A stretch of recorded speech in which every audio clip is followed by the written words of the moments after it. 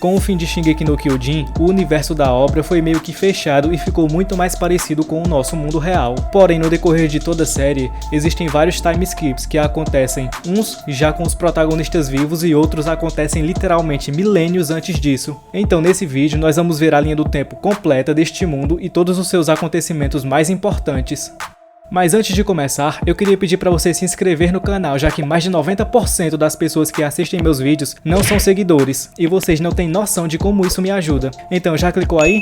Se tiver clicado eu agradeço muito e vamos logo para esse vídeo. Para começar, eu preciso esclarecer algumas coisas. Durante esse vídeo vocês vão ver que eu vou usar os termos antes e depois de Cristo, mas isso foi feito simplesmente para facilitar o entendimento de nós ocidentais, já que essa é a unidade de tempo que nós usamos. Então, quando eu usar esses termos, não quer dizer que no universo de Attack on Titan existe essa terminologia também. Isso foi feito no vídeo para facilitar o entendimento. E o ano inicial é 1003 a.C. Esse foi um ano cabalístico, pois foi nesse momento em que Ymir Fritz ganhou seus poderes de Titã ao entrar em contato com uma anomalia e se tornou o Titã Fundador, possuindo o poder de todos os 9 originais e desde então moldando o futuro da humanidade pelos próximos milênios. 995 a.C. Menos de uma década depois, ela adotou posturas mais ativas em relação aos seus poderes e liderou a invasão eldiana a Marley, seguindo as ordens de seu rei. Essa foi a primeira vez que os humanos sofreram com o terror dos titãs usados para a guerra. Porém, depois de conseguir os poderes, o tempo de vida da Ymir não foi longo, já que em 990 a.C. ela faleceu, porém sua consciência / alma se mantiveram ativas nos caminhos, que mais tarde foram acessados por eldianos que possuíam os poderes de um dos 9 originais. Agora pulamos quase um milênio para o futuro, estamos no ano de 743 d.C.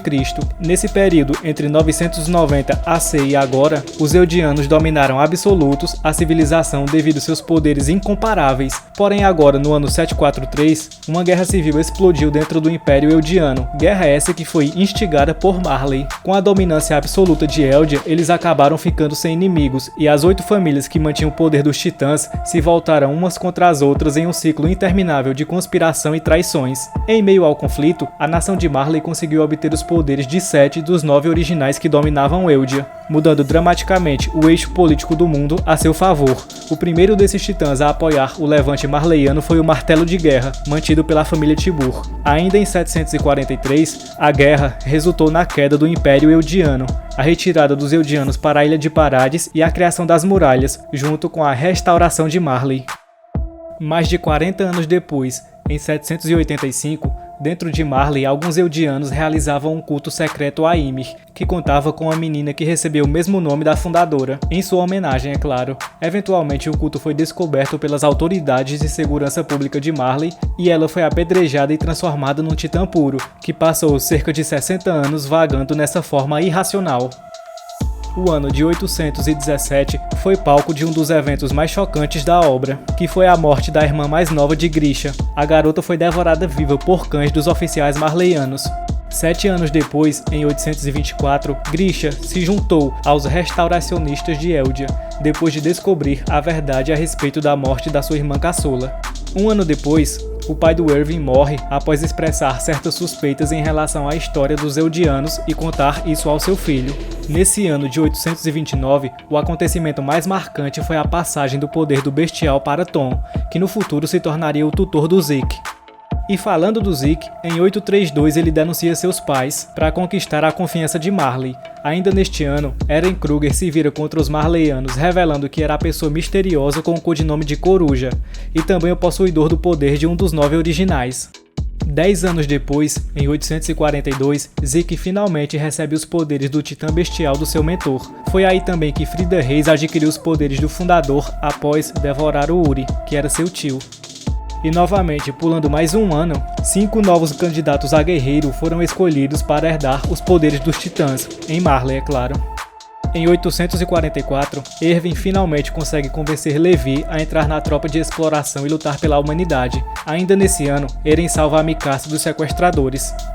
E chegamos finalmente ao ano de 845. E assim, eu já vou logo avisando que a maioria das datas apresentadas daqui pra frente vai ter muita coisa pra falar. pois foi aí que a missão da Ilha de Parades começou, com 4 guerreiros sendo enviados de Marley para se infiltrarem nas muralhas. Porém, a missão começou a dar errado cedo, já que Marcel foi devorado pouco tempo depois pela Ymir na sua forma pura de Titã. Ainda nesse ano, nós finalmente chegamos no começo do anime, já que foi aí que o Bertholdt se transformou no Colossal e conseguiu penetrar as muralhas durante seu ataque ao distrito de Shiganshina, causando milhares de mortes, inclusive da mãe do Eren. Ao mesmo tempo, Grisha estava confrontando a família Reis e acabou roubando os poderes do fundador. Meses depois, ele se sacrifica e passa os poderes ao seu filho. No ano seguinte, devido à falta de alimentos, o governo obriga vários refugiados a tentarem recuperar a área que agora está tomada pelos titãs. Obviamente eles não conseguem e a maioria dos que foram não retornaram. Em 847, Kenny Ackerman cria o Esquadrão de Controle Antipessoal. Um ano depois, na 34ª expedição, um titã que fala é encontrado. Ele fala sobre a lei de Ymir. É a primeira vez que se nota inteligência nesse tipo de criatura. 2 anos depois, em 850, o Titã Colossal reaparece pela segunda vez e causa a Batalha de Trost. É nesse mesmo dia que o Eren é devorado e se transforma pela primeira vez no Titã de Ataque. Durante a batalha, Marco foi uma das vítimas. Poucos dias depois, o Eren usa uma rocha gigante para tapar o buraco da muralha e recuperar o que havia sido perdido. Um mês depois, começa a 57ª expedição fora das muralhas. A tropa é atacada por outro humano transformado, que no caso era a Annie em sua forma gigante que estava em busca do Eren. Nessa batalha, ela aniquila a tropa e é capturada, mas se liberta, luta com o Eren e o derrota. No fim, ele foi salvo pela Mikasa e pelo Levi. 2 dias depois, ela se transforma dentro das muralhas. Dessa vez é derrotada e capturada. Durante a batalha, a muralha china foi danificada e a humanidade descobre que existem colossais dentro dela. Esse foi o fim da primeira temporada. Ainda nesse ano, a muralha Rose foi invadida por Zeke e Jäger, usando seus poderes para transformar as pessoas da Vila Hagako em titãs. Durante o desenrolar desses eventos, os recrutas ficam presos no castelo e Ymir se transforma para proteger os que ainda estavam vivos. Também se descobre que Reiner e Bertholdt eram um titã blindado e o Colossal, respectivamente. Eles lutam com os humanos e acabam capturando Eren e Ymir. Poucos dias depois, Eren usa o poder do Fundador ao entrar em contato com o Titã Sorridente, e ainda mais algumas semanas depois, o protagonista é levado ao porão da família Reis. O esquadrão do Levi chega para salvá-lo e acaba lutando contra o esquadrão do Kenny. No fim dessa batalha, nós vemos o que foi o maior titã puro de todos, que é resultado da transformação de Rod Reis. Ao mesmo tempo, Eren consegue a habilidade de endurecimento e usa ela pela primeira vez. Depois da batalha contra Rod Reis, a rainha Historia dá o golpe de misericórdia e é coroada. O arco que se inicia agora é um dos melhores do anime. A segunda batalha em Shiganshina, onde o Eren enfrenta o Reiner e o Bertholdt, e na minha opinião o episódio mais incrível de um anime que eu já vi, que é quando a tropa do Erwin é aniquilada pelo Bestial, o comandante perde a vida, Armin consegue o poder do Colossal e Levi arregaça o Zeke. É depois disso que descobrem o conteúdo do porão da casa do Grisha. No final do ano, a Muralha Maria foi recuperada e Ymir sacrificada, passando o poder do Mandíbula para Porco Galliard. É no ano de 851 que Marley envia sua primeira frota para a Ilha de Parades, que foi interceptada pela tropa de exploração. Um ano depois, Kiyomi Azubamito do país Rizuru visita a Ilha de Parades com a intenção de formar uma aliança. E pulando mais um ano, Parades consegue infiltrar parte da tropa de exploração em Marley. E até agora eu falei apenas do ponto de vista dos Eldianos da muralha, mas durante esses últimos 4 anos que eu citei, Marley estava em guerra e acabou vencendo ela no Forte Slava, uma fortaleza que foi atacada por Zeke, Reiner e outros Titan Shifters.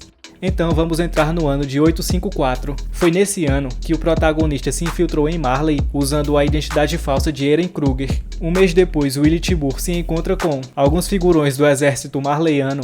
Em seguida, revela ao povo o que aconteceu na Grande Guerra dos Titãs e dá ao protagonista o apelido de Eren o Usurpador. Pouco tempo depois, ele declara guerra à Ilha de Parades e durante a declaração o protagonista ataca e em seguida trava sua batalha com o Titã Martelo de Guerra. Esse que foi um dos pontos mais altos da 4ª temporada. A luta se desenvolve até o Armin entrar com o poder do Colossal e Lara Tibur ser devorada, passando seus poderes ao protagonista, que agora tem 3 dos 9 titãs originais em seu poder. Parades vence a batalha, porém Sasha não sobrevive. Alguns dias depois, o protagonista é preso e colocado numa cela do subsolo, assim como o Zeke é mandado para a Floresta das Árvores Gigantes junto com o Levi. Dentro de um mês começa a Revolução dos Jägeristas com o atentado a Zachary, e Eren usa o poder do martelo de guerra para fugir da cela. Ao mesmo tempo, Zeke tenta escapar do Levi, mas é derrotado. Libério começa sua vingança atacando a ilha, e Eren luta contra o Reiner e o Porco ao mesmo tempo, mas eles dois não têm chances. Durante a batalha, muita gente se transforma e Porco acaba devorado por Falco, que agora possui o poder do Titã Mandíbula. Quando Zeke e Eren entram em contato, os poderes do fundador são ativados, então o protagonista viaja no tempo e influencia seu pai. Num tempo alheio a isso, Eren convence Ymir a liberar todos os poderes para ele. A estratégia deu certo, e ele consegue usar esses poderes para declarar guerra ao mundo. É aí que começa o estrondo. No outro dia, Annie é descongelada do cristal. 2 dias depois, os Marleyanos e os Eldianos se unem para parar o estrondo.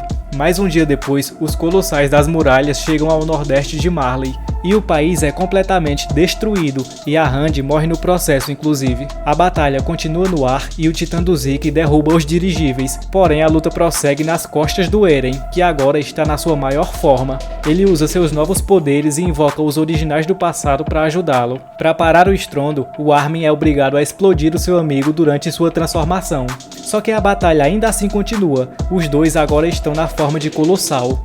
Enquanto isso, o Parasita transforma todos os Eldianos ao redor em titãs. A batalha finalmente acaba e o Eren é morto pela Mikasa.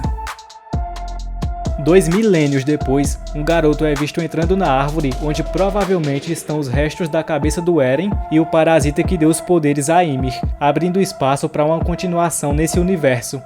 Essa foi toda a linha do tempo do mundo de Shingeki no Kyojin. Avalie o vídeo e considere se inscrever no canal se tiver gostado. Obrigado e até a próxima!